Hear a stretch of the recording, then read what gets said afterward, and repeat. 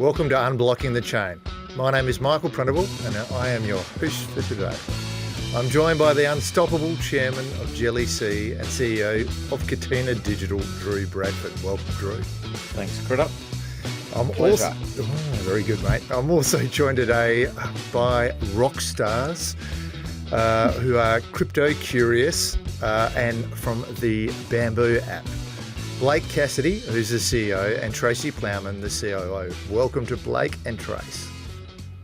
Thank you, guys. Great to be here. Looking forward to getting through all these awesome questions you have prepared for us today. Thanks for having us, guys. Yeah, excited to be here.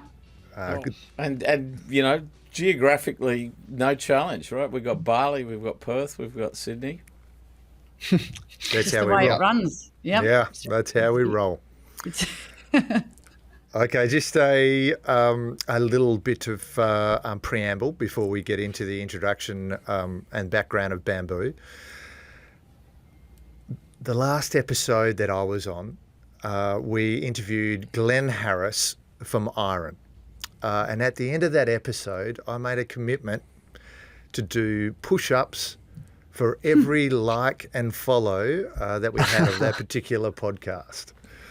Okay, I would like to thank the punters out there because such has been the demand that it is overwhelmingly a huge number of push-ups in front of us. So instead of me doing it all in one hit, I pulled in a mate to help do it, and Drew and I have committed to doing instead of them all in one hit, we've agreed to do the push-up challenge. That happens over 23 days in June and is 3,214 push-ups each. So we'll keep all the punters informed. Wow. And there'll be some footage of us both doing it. So are we doing 150 a day for whatever days, or can we just sit there one day and punch out 3,000? It's random, and there's a set number each day. Okay. Yeah. I'm impressed that you think that you can punch out the 3,000 in one day. That's impressive. Yeah, me too. I like that optimism. Who is he kidding, Trace? Oh, very good. Okay, so a little bit of background about Bamboo. The Bamboo crypto app offers a user-friendly platform for investing in cryptocurrencies and precious metals. Key features include micro-investing, invest small amounts in Bitcoin, Ethereum, gold and silver, automated roundups, portfolio customization and rebalancing. The app prioritizes security with Fireblocks, and it also has cold wallet storage. So it's ticking all the boxes here. Fees, there's fees for transactions, but if you weren't making fees, we'd be worried about the economics of Bamboo as a business. So everyone has to pay their way. Additional features, well, it's come a long way. It's gone from retail and now has hit the self-managed supermarket. So they're able to invest in cryptocurrencies and precious metals. So it really is, it's gone from being a starter's guide to, to investing in crypto to now being something a hell of a lot more. I'd like to say that 4 out of the 5 members of my family are utilise Bamboo app, incling myself. So who's not? I know, exactly. Not naming. Happy with Tonya Printable. However, we won't name who she is. And I also like to say that Jelly C, through one of our funds, has invested directly into the equity of Bamboo, such is our belief.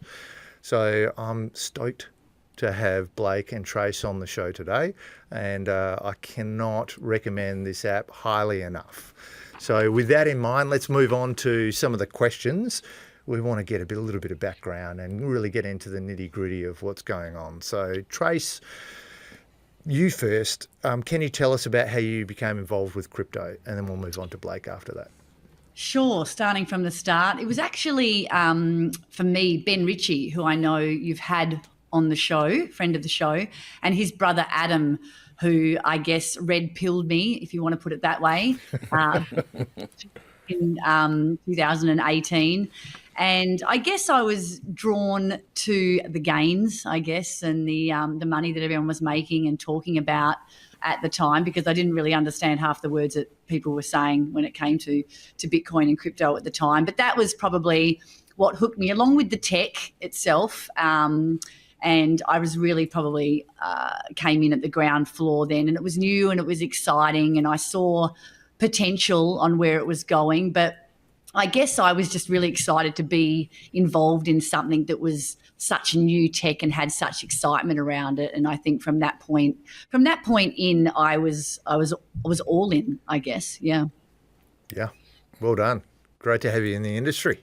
And you've gone from strength to strength. Blake, what about you? How'd you get in?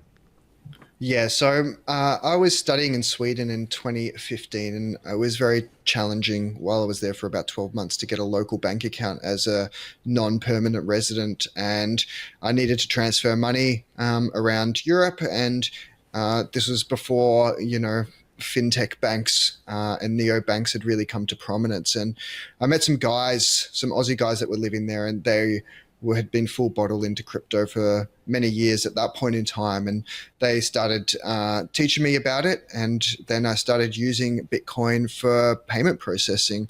And that's when the first penny dropped for me, when I realized that it was easier and cheaper and quicker for me to use Bitcoin than it was to use the banking system. And then, for the next 12 months, I kind of didn't really use Bitcoin too much. I didn't know too much about market cycles or anything like that. It was still very early days, and I was actually living in China at the end of 2016, and noticed that crypto was cheaper in Europe than it was in China, in Shanghai, where I was living. So I started off doing a little bit of arbitrage, buying from an exchange in Eastern Europe called BTCE, and selling on Huobi at that point in time. And this was before there were stable coins. So doing arbitrage without a stable asset is a little bit more challenging, but I did learn a lot. But more fun. In the process. more fun. Well, fun, certainly one word, but the spreads back then were 5, 6, up to 10%, at certain hours in the day. So it was really interesting. There were capital controls in China at that time, and there was a lot of demand for Bitcoins. So yeah, that's how I really got into it. And from there, I've decided, this is something I want to be involved in because it was so interesting and fascinating to me. Forget Sam Bankman-Fried. We've got Blake Cassidy. Hey, very good, mate. Okay, with that in mind, can you give us a bit of a history of bamboo, how it started? I know there's quite a history behind it. Just give us an idea of what happened behind the scenes. Yeah, for sure. So Tracey and I worked at one of Australia's first crypto investment funds, Digital Capital Management, at the end of 2017, 2018. We were investing into protocols and startup projects, and Bamboo was one of the projects that we invested in. We led their seed round, and the founding team, who is Perth-based, built an incredible product. But unfortunately, through the 2020 bear market, which was brutal for all crypto startups, we had the opportunity to acquire the business from the founding team. And we still have an incredible relationship with those guys who still help us out on a month-to-month or basis on project work. And from June 2020, we took the business over and continued to grow an incredible product with, fortunately, we had product market fit at that time and grew quite quickly. Great. Can you give us a sense of how Crypto Curious and Bamboo overlap? Do you want to take that one? May I take that one? Either or, Trace. I think Crypto Curious is probably a really powerful extension of what we do at Bamboo. Obviously, we are all about education, and it started that way so we could educate people who were new to the space, but it's also become a really great vehicle for us to build trust with our new users and grow that awareness of the brand name as well. And the podcast is a really great platform to break things down in a relatable way. Everyone's got a podcast these days, don't they, guys? But we really want to make sure that hey, if you don't have a podcast, you're nobody. Yeah, but Tracey, it'd be great to see get an understanding of your audience and where it's targeted, and where did you see the demand from? What were people? Generally, if you start something new, it's because you can see a gap in the market. So it'd be great to hear about who's your target market, where you saw the need. Well, I guess we're sitting now at 180 episodes as of yesterday, 181, I believe, actually it was. So it's over. It's awesome. over 3 years now, I guess. And like I said, this was an extension of what we were doing with Bamboo to really connect with our community and position Bamboo as that easy first step into crypto. So we know that people need education, they want education, and we wanted to fill that gap in the market. I think it's really important to point out as well that when we did start the podcast, it was very hard for consumer apps like Bamboo to do direct-to-consumer marketing, particularly on platforms like Google and Facebook, because they weren't allowing companies like ours to advertise very easily, and then when you were advertising, it was quite expensive. So we wanted to firstly build our own proprietary channel, so if those issues continued on those platforms, we'd still be able to distribute the product. And then secondly, we saw a gap in the market where there wasn't any, at that point in time, really high quality Australian produced podcasts, and we thought that we would develop a partnership with a group called Equity Mates Media, which is Australia's leading millennial-focused equity investing podcast with over 500,000 monthly listeners. So we've partnered with them to produce the podcast and distribute it, and I think that's why we hit #1 business podcast in Australia when we launched the product, because of their support. That's awesome. Yeah, how good's that? Hey, interesting what you bring up, because we talk to a lot of people in the sort of the more institutional end of the crypto space, and we hear about debanking, but I've never heard of anyone getting pushback from platforms on podcasts.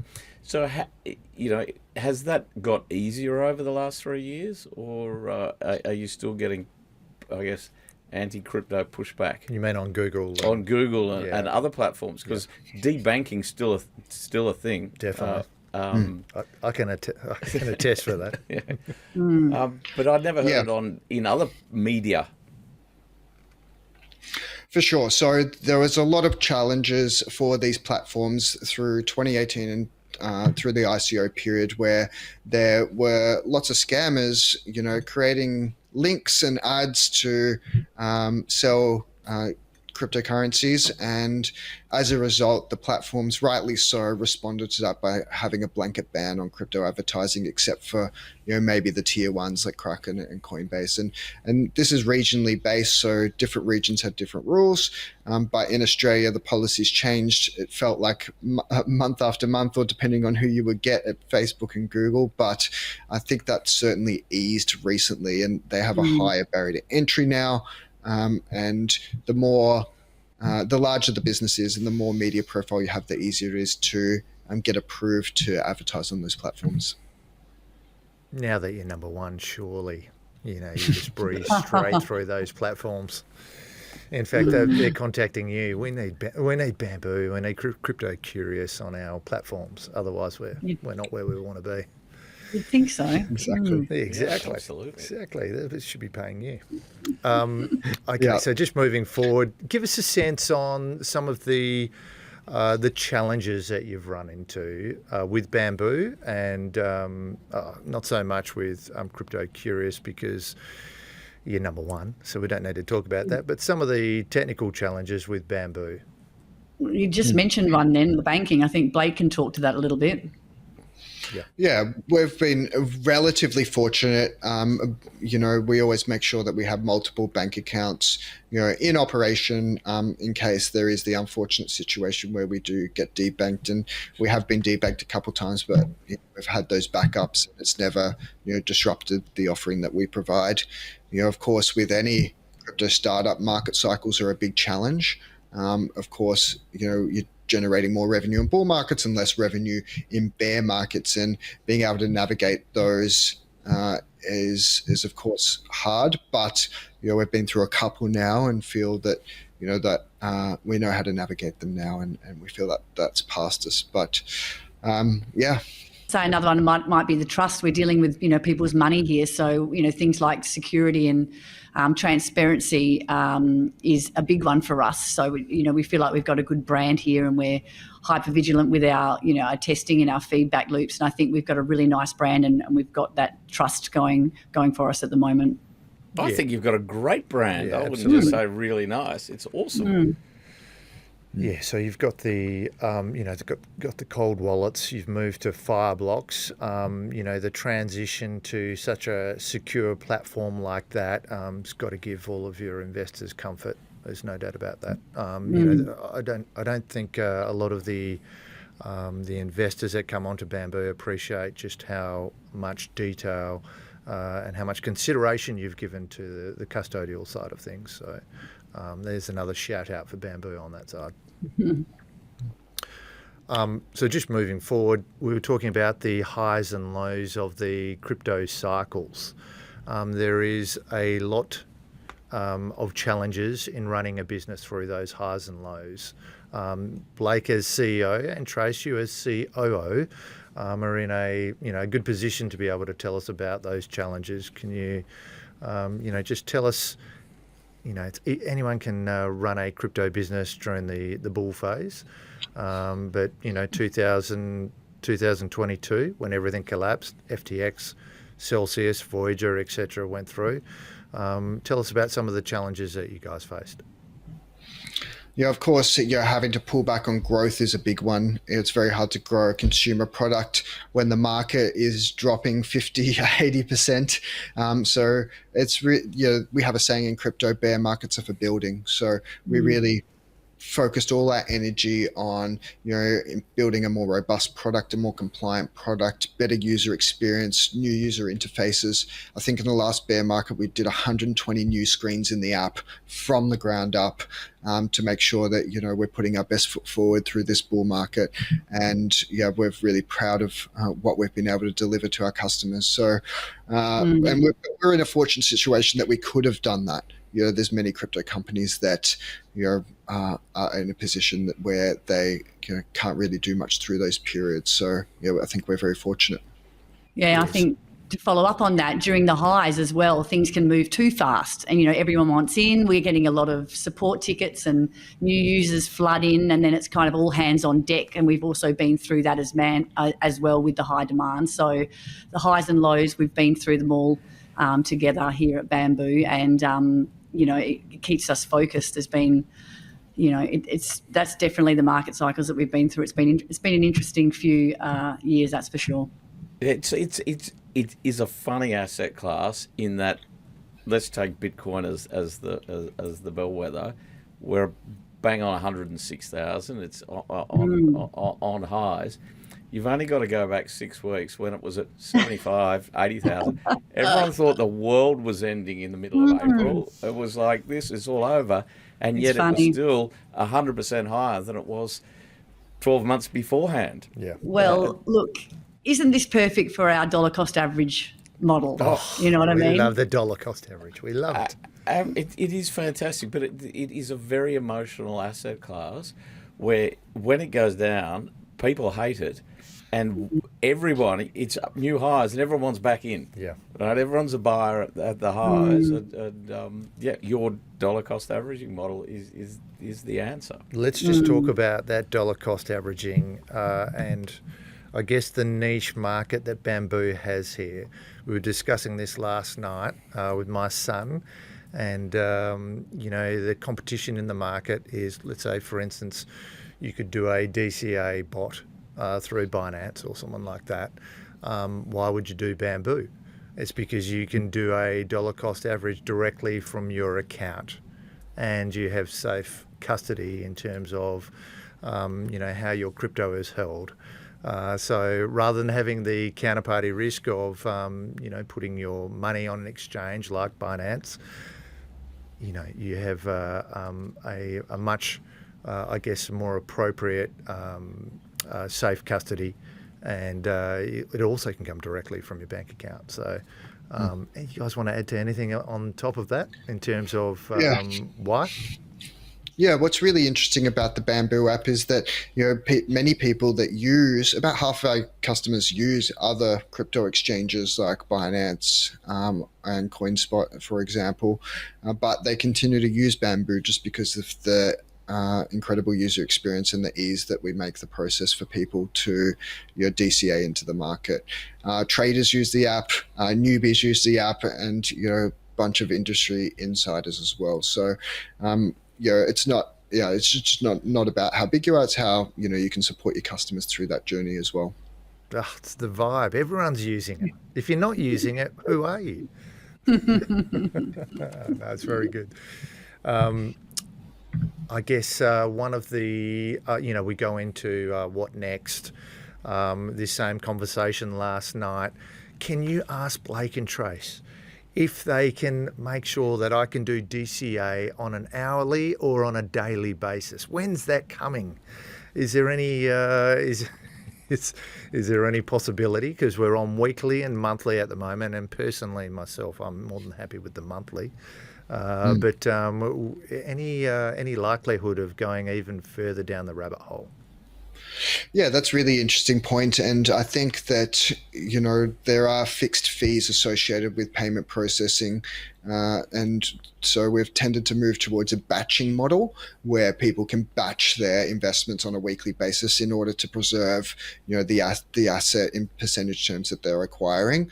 Now, of course, we can reduce that interval down to daily, but there becomes a point where it just doesn't become economical for the customer. And we really see ourselves as training wheels for the crypto industry. So helping people manage their fees effectively is a part of that. And yeah, I think that there will be a day when, there's fast payments and they're really cheap in the banking system. We have MPP at the moment in Australia that allows us to do fast payments, but they're still not that cheap. It costs. Wait till stablecoins are regulated and you'll be able to transact on AUDM. I was just waiting for that to come in. I was just waiting.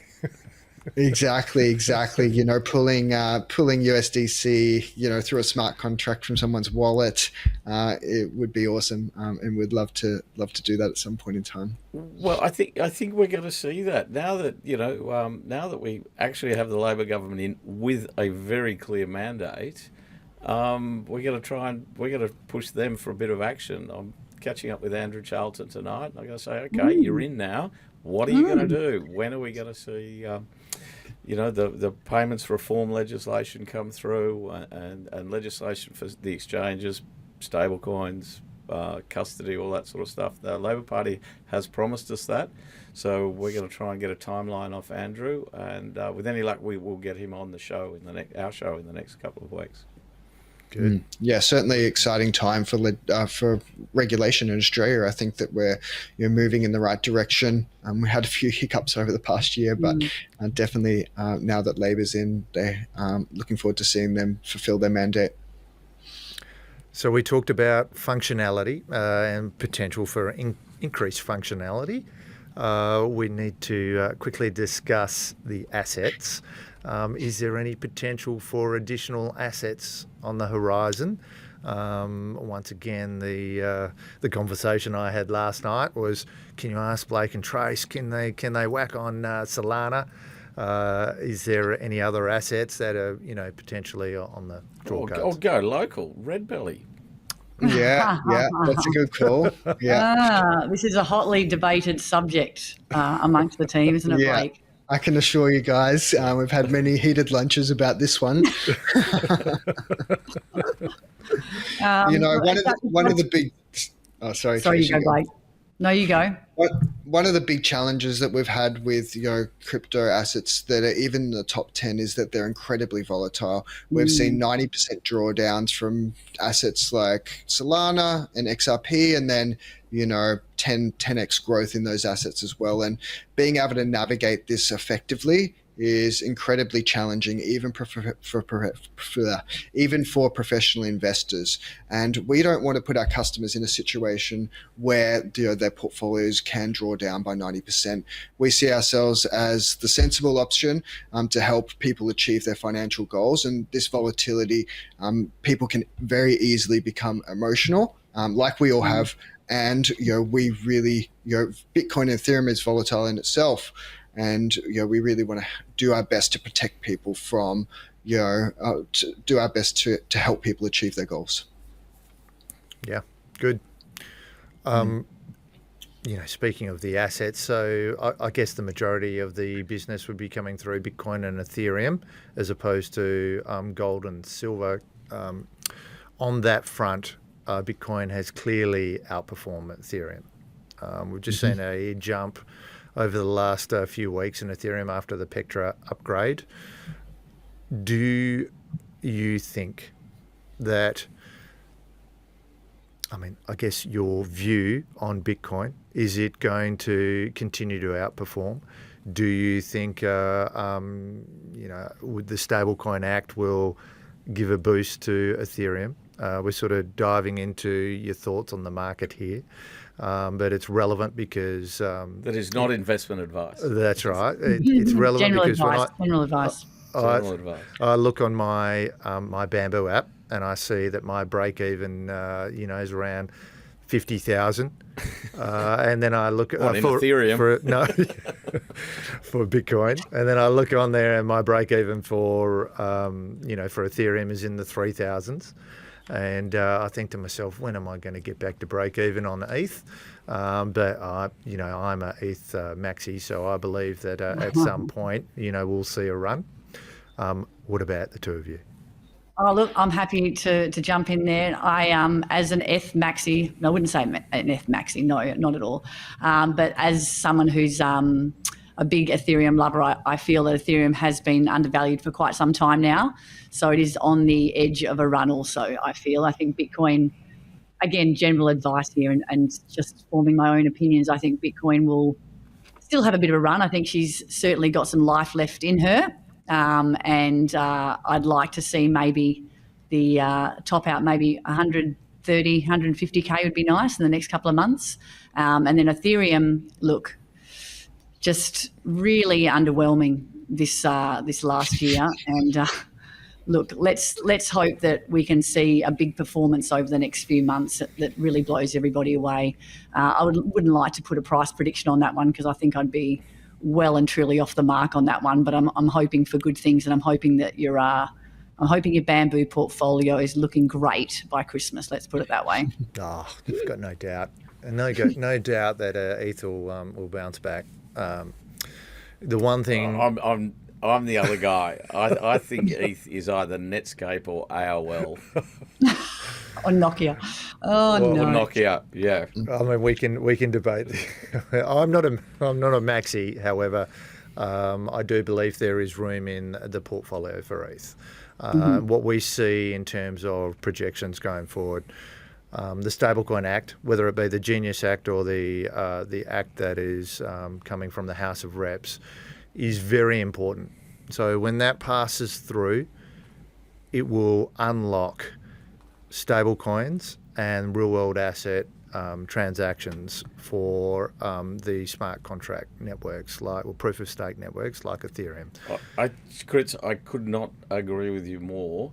What we're going to see, and this is what the work we're doing with Project Acacia, is the RBA is looking at which networks the government should use for payments, and if they circle around and say, "Hey, listen, we like Ethereum more than we like the other protocols that they're testing." Well, they're testing on a few.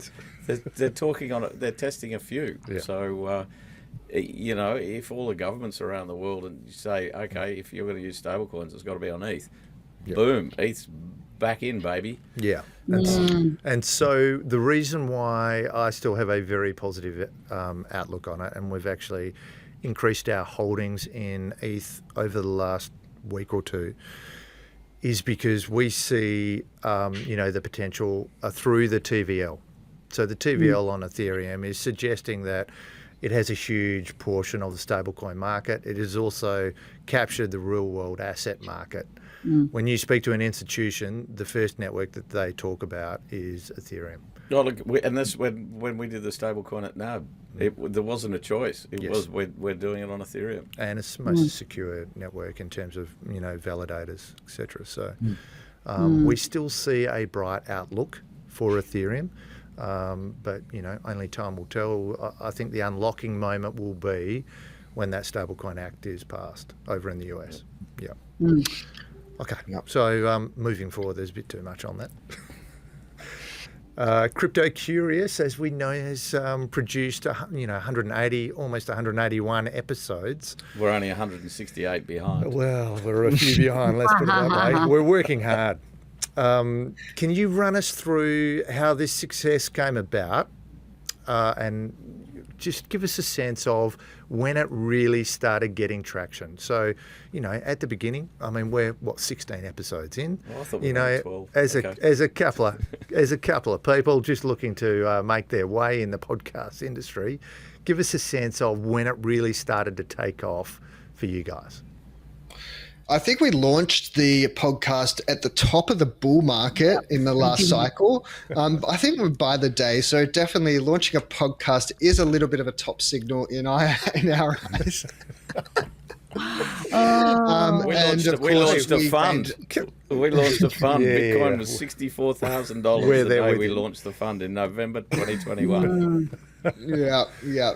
And it's a big challenge, but I think we got a lot of traction off the bat, particularly with our partnership with Equity Mates Media. They had the recipe to help us get to the top, and we've been able to maintain that since then. And since that point in time, we've been able to dial in the content. We used to experiment with a lot of different formats, with interviews, with news, with deep dives on education and different topics, and summer series and all these sorts of things. But what we've found is that people that aren't in the industry really want us to unpack the narratives between the stories that are happening week to week in a very short and easy way. Most people don't have the time to scour Reddit, crypto Twitter, all the news sites to figure out what's going on because it is confusing, it's overwhelming, and there's a lot of content out there. So that's the value that we're giving, being able to break that down easy for everyday listeners to stay up to speed on what's happening in the crypto ecosystem. Yeah. I think, the podcast has grown to something that all three of us and anyone else who's involved in pulling it together are really proud of. Like you said, that's a lot of episodes for us to have got under our belt by now, and we've honed our skills, something we can jump in and do really comfortably now. We've been a really consistent presence throughout, a bear market, a bull market now, and everything in between. It's really great for Bamboo and the trust that we provide to our users. Like Blake said, we've really kind of critiqued what works and what doesn't work. So again, we're really proud of what we produce, and we have fun with it every week. We love pulling it together. We're all in different parts of Australia, but we have a lot of fun with it. And I think that shines through in what we produce each week. Every Thursday or Friday, I happen to just switch off Carl and Millsy on 6PR, and it goes straight on to Crypto Curious. So I get my weekly fix. I love it. One of the episodes, or one of the segments that you toyed with was dobbing a degen or dobbing a mate. Is there any good stories from that you'd like to share? We probably went quite degen with that. We got. It was awesome. We did. I know you liked it. We had a bit of feedback. It was a very mixed bag of feedback on that. I do have to say, and we did get some very degen stories. Probably a little bit more degen than we realised. We didn't even want to share some of them. They were so bad, and decided not to because ending marriages and these sorts of things. So there's a lot of people we felt were quite shy about sharing their stories, and we've all had them. People have made mistakes, whether that's buying too many risky investments or dabbling in things that shouldn't be dabbled in.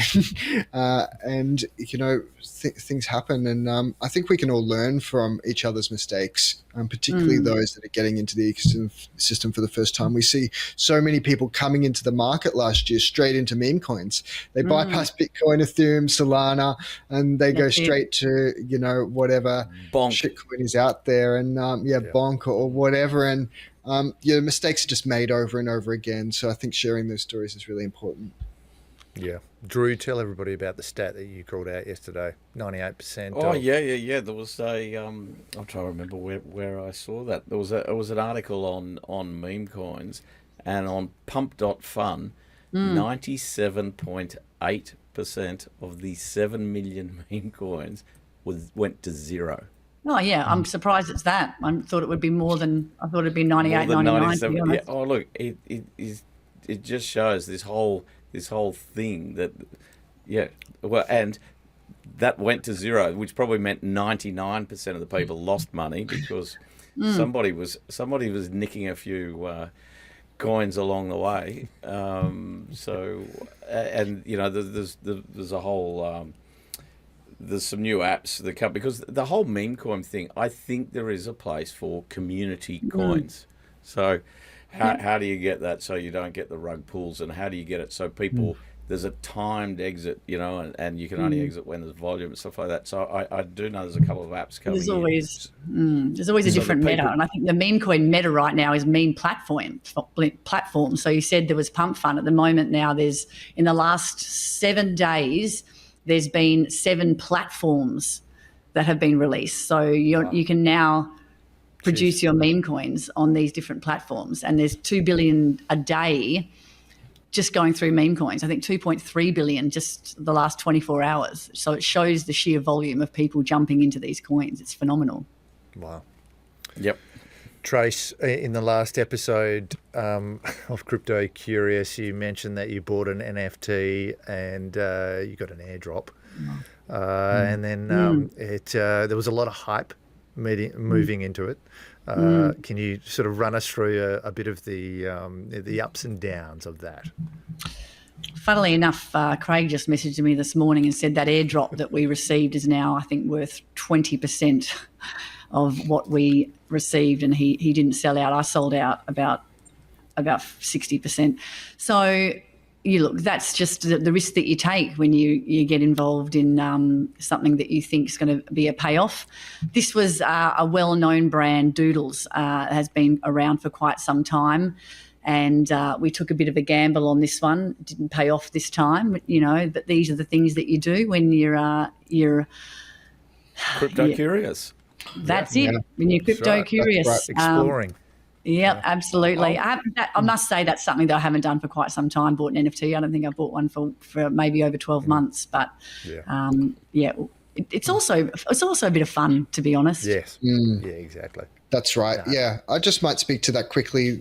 Just participating with these new technologies, these new brands, these communities is valuable in itself to understand where the mind share is, where the innovation is at, where things are going.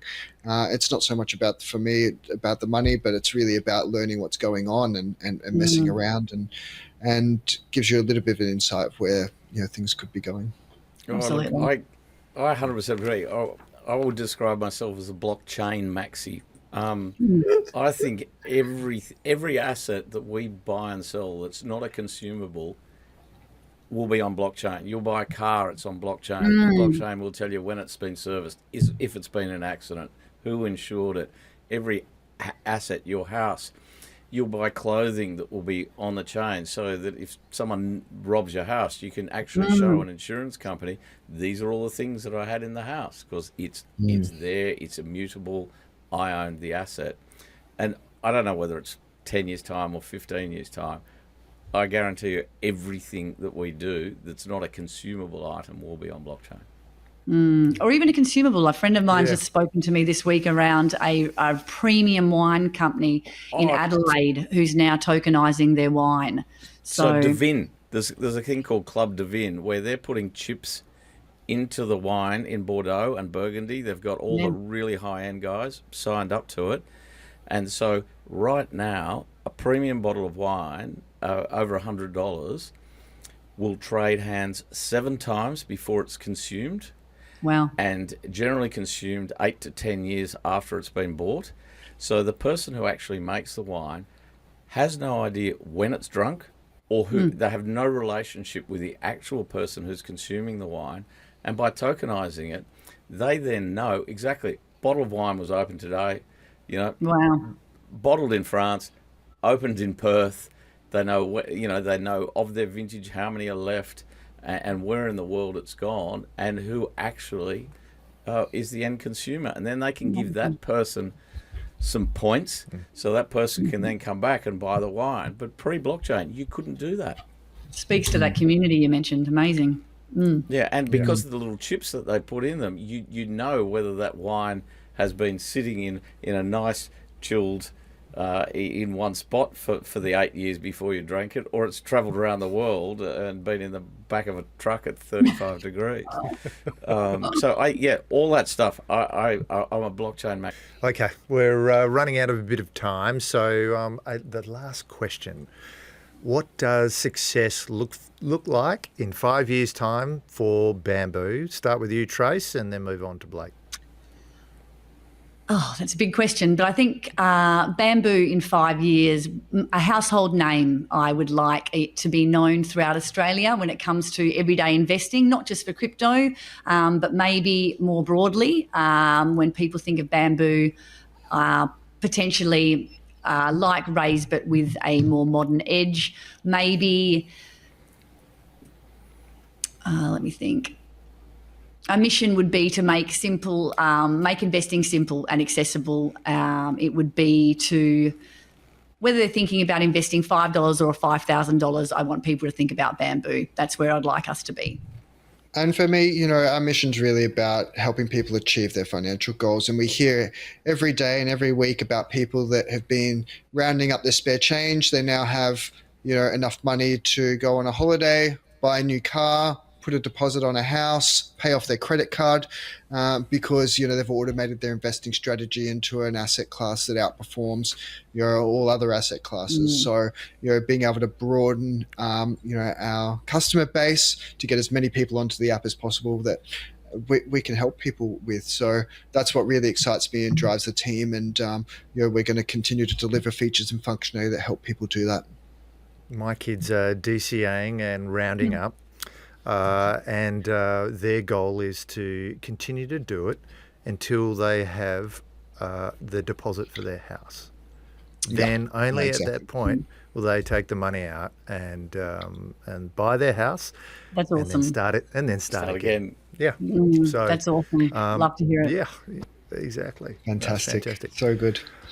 Okay, guys. Well, thank you very much for your time. Trace and Blake and Drew, as always, it was a pleasure to see you. And Manners, you've done it again.